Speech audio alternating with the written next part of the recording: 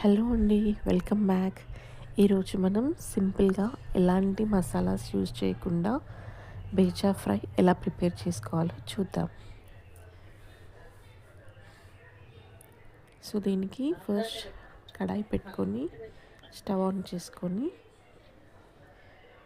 ఒక 2 table spoons oil తీసుకొని oil heat అయ్యాక 1 మీడియం సైజ్ ఆనియన్ తీసుకొని ఫ్రై చేస్తున్నాను. ఆనియన్స్ ఫ్రై అయ్యాక కొద్దిగా కరివేపాకు,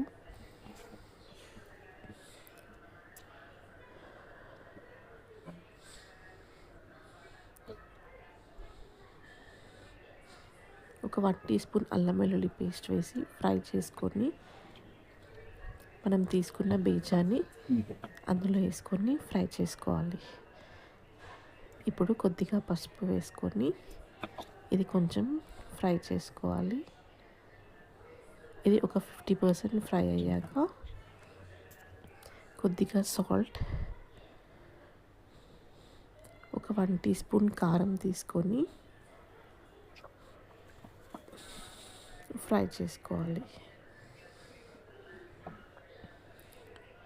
చూడండి, ఆయిల్ మొత్తం పైకి వచ్చేసింది. ఇది కంప్లీట్గా ఫ్రై అయిపోయింది. ఇందులో నేను ఎలాంటి మసాలాస్ యూజ్ చేయట్లేను. ఇది సింపుల్గా ఇలాగే టేస్టీగా ఉంటుంది. లాస్ట్లో కొత్తిమీర యాడ్ చేసుకొని సర్వ్ చేసుకోవడమే. అంతే అండి.